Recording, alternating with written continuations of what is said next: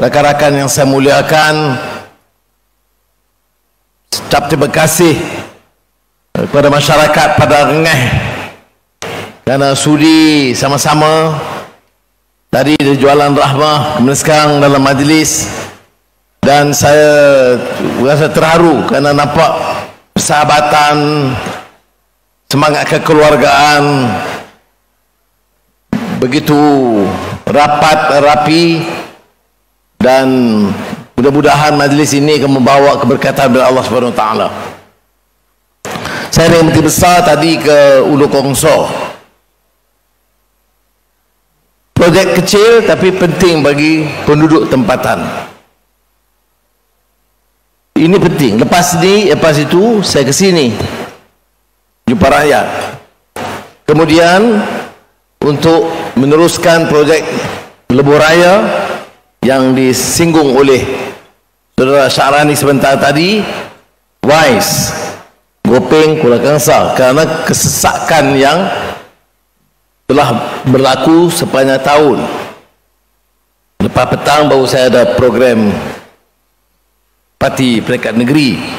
Tapi yang saya nak sebut di sini, tengok, satu program masalah di kampung Ulu Kongso pun penting, masalah Lebuh Raya penting,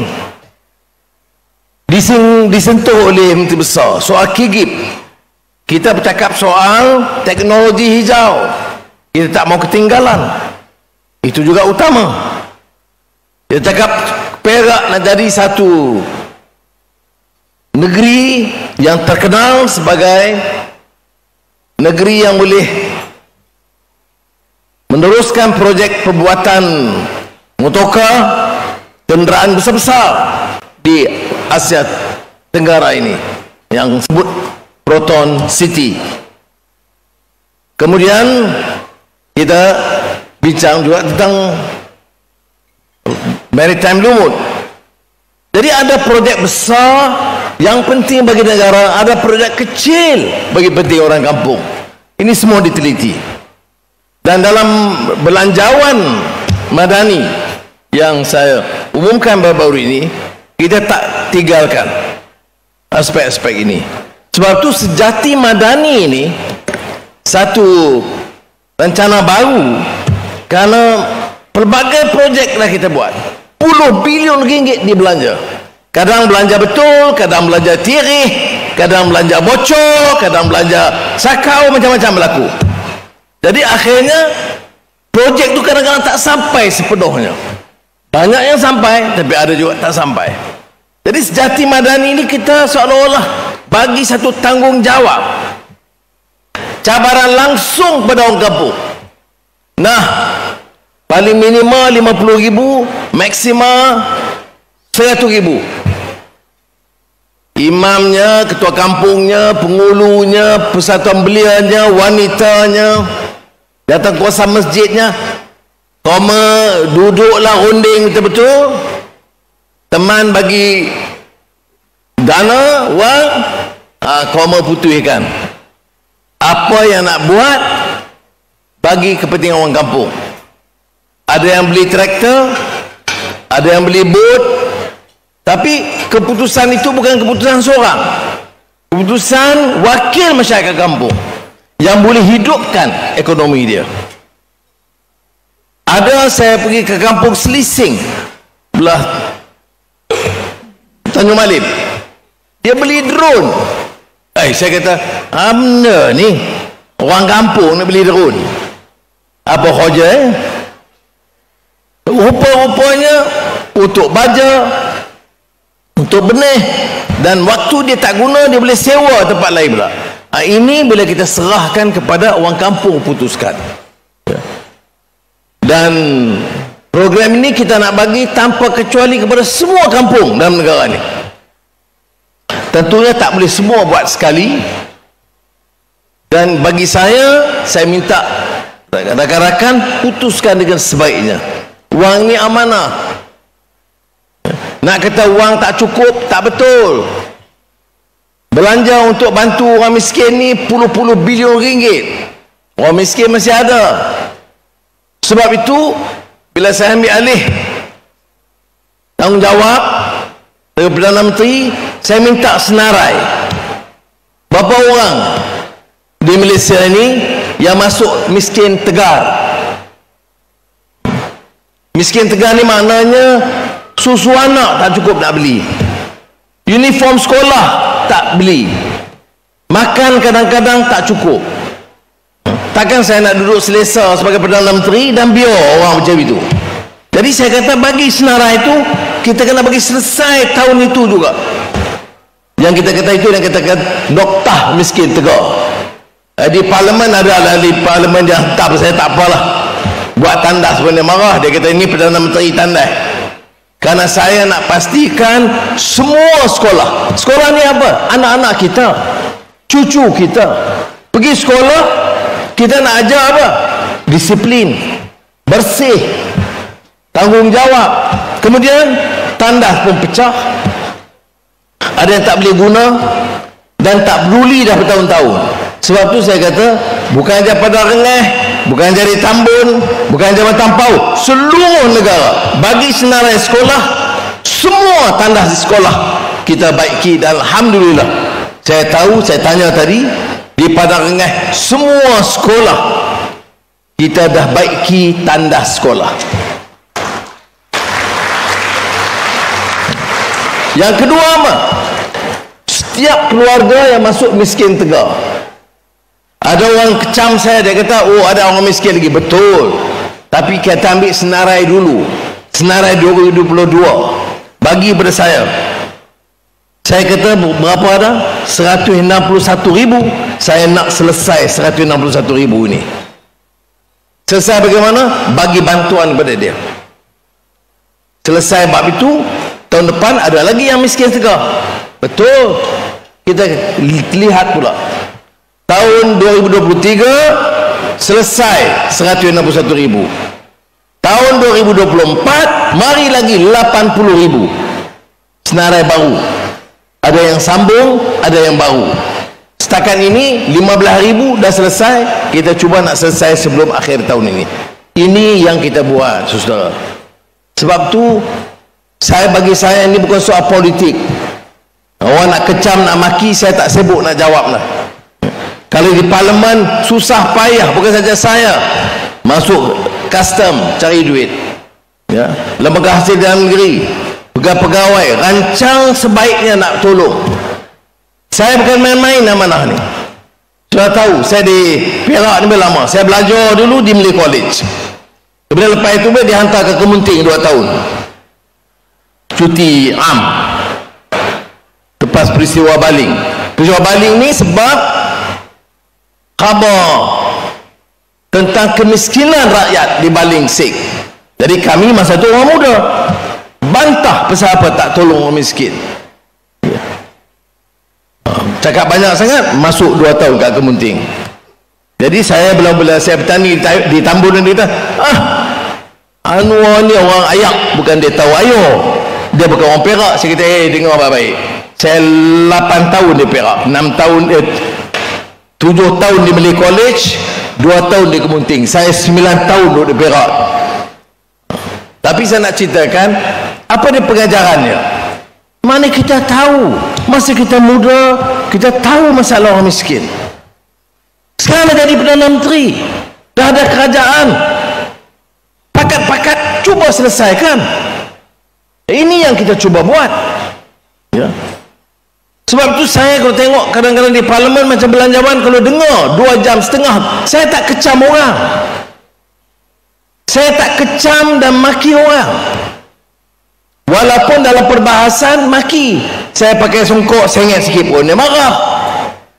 Pergi pakai baju Melayu, pakai capal pun dia tak kena. Kemudian saya guna istilah-istilah baru macam ketimbang pun dia bengong sikit, tak faham. Kita sebagai pemimpin, kita tingkatkan penguasaan bahasa. Dulu tak ada alaf untuk milenial, saya gunakan. Dulu tak ada mampan, saya perkenalkan. Tidak ada telus, saya perkenalkan. Tidak popular kesenjangan, kita popularkan. Jadi kita didik bahasa. anak-anak supaya gunakan bahasa. Ya. Ketelusan itu bahasa daerah di belah Selangor yang ganti transparansi. Kita guna mansang, bahasa iman, kita perkenalkan. Kita guna alaf, bahasa Arab. Kita guna taklif, bahasa Arab. Bagi saya, kalau nak jawab benda ni letih kita. Kerja tak jalan. Sebab tu saya nak nasihat kawan-kawan semua dari semua parti. Masa ni masa angkat lah nama Malaysia ni. Buat kerja lah. Nak bergaduh tunggu pilihan raya esok bergaduh lah. Sekarang kerja. Angkat martabat negara dan rakyat kita. Baik. Saya sebut tadi ni pasar dan apa ni tunai rahmah yang dianjurkan tadi. Syed Abu Hussein, saya tanya dia berapa tan ikan, dia kata 5.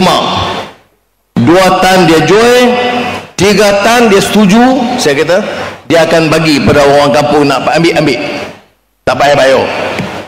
3 tan, siapa cepat dah habis. Dia kata nak habis lah, tapi 2 tan dia jual, 3 tan dia beli supaya dapat mana dalam amal jariah sedekah pada hari ini. Saudara-saudara yang dikasihi sekalian, saya sebut tadi ya, sejati madani jangan lupa nah. Ini kita kena susun betul-betul, kerana jumlah besar besok. Kalau fikir kalau 50,000 atau 100,000 satu kampung, berapa bilion kita kena belanja. Tapi saya tak apa, kita belanja begitu puas hati, tak bocor. Kita bagi terus pada orang kampung ya? Dan kita bagi tanggungjawab dia jalan dengan baik. ICU pantau, pergi daerah pantau, macam kita tolong orang miskin Tegar tadi kita arah semua setiausaha kerajaan negeri, pegawai daerah, pegawai jajahan Kelantan, kalau ada nama lain tambahan bagi nama lagi. Kerana apa artinya pembangunan hebat, negeri ini maju, tapi orang miskin Tegar masih ada. Sebab itu saya rasa hal ini jadi keutamaan. Apalagi sekarang ini, semalam Perdana Menteri Ethiopia ni dulu kita kata Habasyah, datang melawat. Ni kali pertama lah, dah berapa 40 tahun lah orang ketua negara Afrika namanya Ethiopia, Habasyah, datang. Perdana Menteri dia melawat rasmi, dia minta nak datang, saya kata datang. Sibuk hari lain, panggil hari Sabtu, kita kerja hari Sabtu. Dia kata dia baru balik mesyuarat BRICS di Kazan. Dia kata kat saya, Perdana Menteri Anwar, saya bukan nak puji berlebihan, tapi saya tengok imej Malaysia sangat baik sekarang, kerana 30 negara lebih minta nak masuk jadi ahli BRICS. Rusia, China, India, Brazil, Afrika Selatan semua dah jadi ahli. Kita pun nak masuk.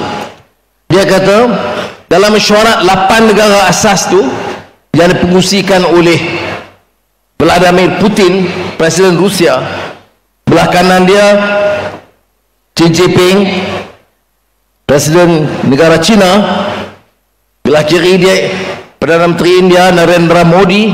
Dia kata nama negara yang pertama diusulkan Malaysia. Putin cadang, sokongan kuat dan padu oleh negara China dan India dan Brazil dan Ethiopia dan Afrika Selatan. Terus tak ada soal orang terima Malaysia ni sebagai anggota BRICS yang baru.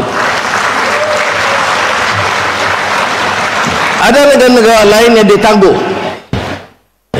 Kita dapat nama baik, jangan kita jadi orang Kedah, dia jangan jadi perak, jangan jadi sombong.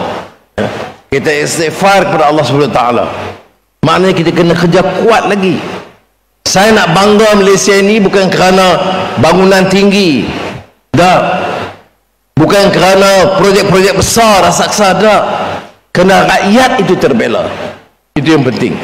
Sebab itu saya beritahu kepada Syarani Menteri Besar tadi, tiap kali saya berkunjung, dia tadi nak ke lebuh raya besar, projek bilion-bilion ringgit, ataupun Kigip beberapa bulan lalu di Krian, sebelum itu Tanjung Malim, tapi tak boleh tinggal kawas projek-projek kecil di kampung.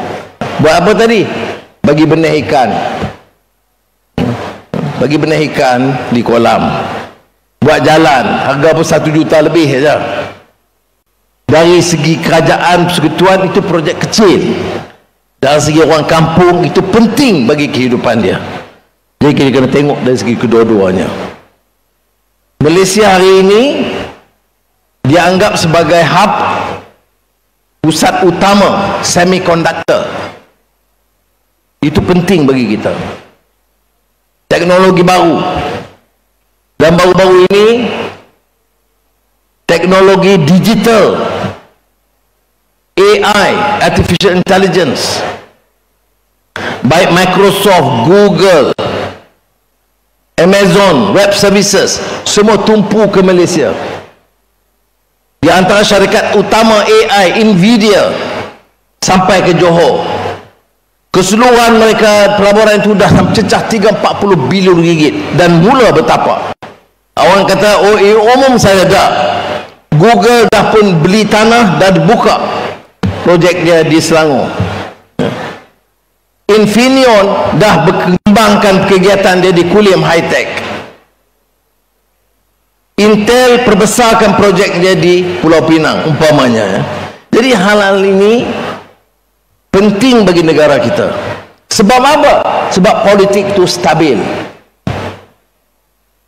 Orang tak nampak negeri macam ni, negeri lain bergaduh. Jadi orang berminat tu datang. Sebab apa? Dasar kita jelas. Dan percayalah saudara, saya nak bagi tahu. Saya tak mau tolak ansur. Kalau mana-mana pemimpin sekarang nak guna kuasa dia, nak kayakan diri dia, nak curi duit, nak ambil kontrak, saya akan lawan mereka habis-habisan. Itu prinsip saya. Ya. Saya tak peduli, ya, sering kecaman dan sindiran. Ya. Sekarang ini tak ada kontrak melainkan tender. Kamu ingat nak guni-guni, nak sakau sana sakau, tak boleh. Itu dasar kita. Jadi dan saya tak ambil gaji, disinde. Ya, saya tak peduli. Saya tak ambil, saya hak saya boleh ambil gaji. Katalah tahun depan saya ambil gaji, saya kena maki juga. Tak ambil gaji pun kena maki. Ni apa kerja? Politik apa ni? Ya, saya tak ambil gaji, saya ada elang ahli parlimen. Saya bukan miskin. Kereta percuma, kapal terbang kerajaan ada. Semua dibayar. Sebelum ini ada pemimpin menteri kewangan yang harta berbilion-bilion, gaji ambil juga. Saya tak ambil sebab apa? Sebab saya rasa dah hempah pulih berjuang, masuk penjara, keluar penjara, kena terajang setengah mati, kena maki, hamun, fitnah, aibkan puluh tahun. Sudahlah, sekarang Allah takdirkan saya jadi Perdana Menteri. Buatlah yang sebaiknya. Jangan fikir soal diri, fikir soal rakyat. Ini yang saya nak buat, saudara.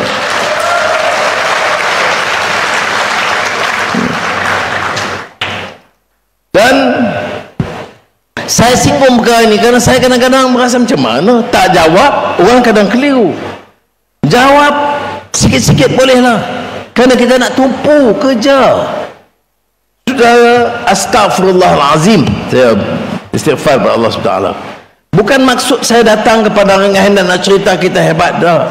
Kau tanya saya bukan sabar. Ni Datuk Anis tahu, dia custom, dia dulu Kementerian Kewangan. Mesyuarat saja saya tekan habis-habis. Pegawai jangan lembab, menteri-menteri kena cepat turun ke bawah. Tanya Datuk Seri Syahrani, mesyuarat menteri besar, kalau ada projek lulus cepat.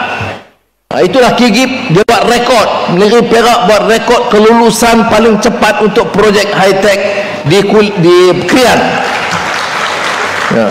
Mananya boleh. Buat projek besar senang, buat projek kecil nak luri bukan main susah. Saya luncurkan projek perumahan rakyat untuk orang pendapatan bawah rendah ni di Taman Desa Kuala Lumpur. Perumahan madani rakyat, perumahan madani untuk rakyat bawah. Nuk nek. Saya bagi arahan bandaraya, kalau syarikat itu cukup syarat dia, saya bagi dia 45 hari, saya nak turun lancarkan projek itu. Sudah, projek perumahan yang berapa unit, dalam 400 ke 500 unit boleh siap lulus dalam masa 45 hari. Boleh pula. Dan dalam pada itu ada protes. Rumah-rumah orang kaya sebelah tu ada protes. Pasal apa buat rumah? Jalan nanti sesak. Oi, ni nak cakap Kedah ni. Hang rumah hang besar, tak apa. Nak buat rumah orang miskin, sesak lah, kotor lah. Ini perangai huduh macam ni kita tak boleh layan. Jadi saya beritahu mereka, projek rumah orang besar kita bagi. Jangan halang perumahan rakyat. Ini saya kata, pemimpin ni boleh bercakap garang di kampung. Ujian dia bila berdepan dengan orang besar-besar, bila berdepan dengan tokoh-tokoh besar. Kamu berani ke tidak? Itu yang ujian dia. Bukan nak belete marah panjang bila kamu tak ada kuasa. Bila ada kuasa itu, kamu kira kayakan anak pinak kamu. Anak bilion ringgit, isteri ratus juta ringgit. Kamu harta di sini, harta di New York, harta di satu dunia. Kemudian dia tak ada kuasa, mah orang sana, mah orang sini. Saya nak bagi tahu, kalau kita nak buat ni, nasihat bersahabat saya cara ni bersama. Kita nak buat sekarang masa kita ada kuasa. Buat sebaiknya, bersih, angkatkan martabat rakyat, bawa perubahan dan hayati Islam sebagai agama dan din. Ini ujian dia. Jadi saya nak sampaikan itu je kepada orang ini. Bukan nak marah, nak bagi tahu. Ya. Mungkin dah lama tak datang, jadi ini masa nak lepas sikit. Ini saya nak sebut kerana penting, saudara. Dulu bila ringgit baru kita ambil alih, ringgit jatuh, betul lah, baru ambil alih, baru nak buat program-program. Sekarang dah buat, alhamdulillah. Termasuk juga persekitaran ekonomi dunia, ringgit kita kukuh. Dari segi peningkatan mutu ringgit, nilai ringgit sekarang menjadi currency yang terkuat, peningkatan tertinggi di dunia. Alhamdulillah. Ya. Jadi saudara-saudari kena ingat, kalau kita buat program, kita laksanakan penyasaran subsidi, menjadi diesel dulu. Sekarang ni kalau dengar perbahasan di parlimen, semua dah bercakap nak pertahanan T15. T15 apa? T15 ini ialah tingkat 15% paling kaya.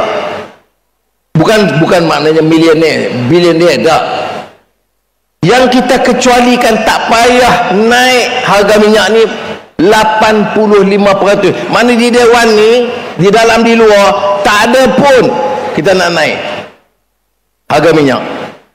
Tapi dalam perbahasan di parlimen, semua nak jadi jago-jago nak pertahan yang T15 ini. Kalau dia cadang, dia kata kena kaji T15 ini. Mungkin orang itu tak kaya betul, tolong. Tak apa, saya terima teguran. Tapi takkan nak jadi jago. Ini politik apa ni? Negara inilah satu negara di mana orang politik riuh rendah untuk pertahan orang kaya. Nak pertahan T15. Dia orang kampung bayar tak? Naik harga tak? Ini yang saya nak sebut, minta saudara faham. Kadang-kadang dasar boleh dengar nilai. Kadang orang tu ya mungkin ada janggut ni saya, atau pakai kepiah, ya, ataupun pakai kot, tu saya kira dengar nilai betul-betul, nilai dan bincang betul-betul.